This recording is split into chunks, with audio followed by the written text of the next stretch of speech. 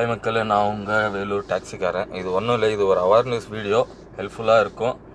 ஒன்றும் இல்லை, நேற்று நான் சென்னை ஏர்போர்ட்டில் பல்லாவரமில் உட்காந்துட்டு இருந்தேன் காரில். ஒருத்தர் வந்தார், ஒரு ஹெல்ப் பண்ண முடியுமான்னு கேட்டார். சரி நானும் என்ன சொல்லுங்கள் அப்படின்னேன். நானும் டிரைவர் தான் அப்படின்னாரு. சரி சொல்லுங்கண்ணா என்னண்ணா அப்படின்னு சொல்லிட்டு கேட்டேன். ஒன்றும் இல்லை, நான் ஜிபேயில் காசு அனுப்புறேன், எனக்கு கையில் கேஷ் கிடைக்குமா அப்படின்னாரு. சரி ஓகேண்ணா டிரைவருன்னு சொன்னாருன்னு சொல்லிட்டு, சரி ஓகேண்ணா எவ்வளோண்ணா வேணும் அப்படின்னா, ஒரு 500 ரூபா நான் அனுப்புகிறேன், எனக்கு ஒன்று அனுப்பிச்சிடுங்க அப்படின்னு. சரின்னு சொல்லிட்டு நானும் ஒரு நம்பரை சொன்னேன் ஏன்னா நான் ஜிபே ஃபோன்பேவில் யூஸ் பண்ணுறதில்ல, என் வீட்டோட ஜிபே தான். அவங்க நம்பரு சொன்னேன். இந்த மாதிரி சரின்னு சொல்லிட்டு ஒரு 5 நிமிஷம்ப்பா அவர் அனுப்பிச்சிடுவார், அனுப்பிச்சவொடனே நீ எனக்கு கையில் காசு கொடுத்துரு அப்படின்னா. சரிண்ணா ஓகேண்ணா அப்படின்னு சொல்லிட்டு அவர் அனுப்பிச்சார். அவருக்கு தெரியாது இது என்கிட்ட இல்லை, ஃபோனு ஜிபே இது அங்கே இருக்குது அப்படின்னு சொல்லிட்டு அவருக்கு தெரியாது. அதுக்கப்புறமா 5 நிமிஷத்துக்கு அப்புறமா சொன்னவொடனே அந்த நம்பர் சென்ட் பண்ண மாதிரி ஏதோ ஸ்க்ரீன்ஷாட் பண்ணி இது பண்ணிக்கிறாங்க, காமிக்கிறாங்க. 500 ரூபாய் அனுப்பிச்சாச்சு அப்படின்னு சொல்லிட்டு சூர்யா கிச்சன் பேர் வரும் எந்த ஜிபேயில்.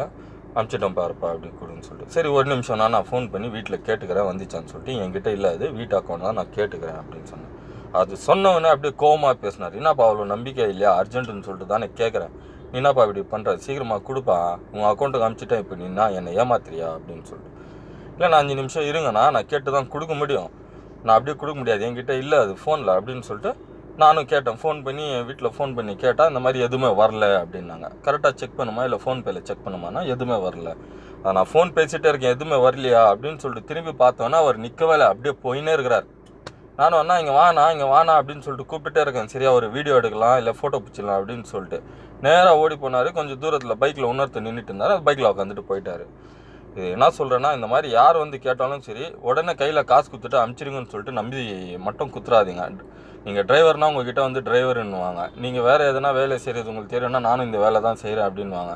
அதை நம்பி யாருக்கும் அந்த மாதிரி காசு குத்துறாதீங்க. யாருன்னா நிஜமாகவே கேட்பாங்க, அது கேட்கும்போது அவங்க வந்து அந்த காசை அனுப்பிச்சது ஸ்க்ரீன்ஷாட்டு அவங்க காமிச்சாங்கன்னா இல்லை உங்கள் ஃபோனுக்கு அந்த மெசேஜ் வந்துச்சுன்னா பார்த்துட்டு காசு கொடுங்க. அதுக்கு முன்னாடி யாருக்கும் கொடுக்காதீங்க. இப்போலாம் ரீசெண்டாக இது வந்து அதிகமாக நடக்குது, அதனால தான் சொல்கிறேன். இது 2வது டைம் எனக்கு நடந்தது.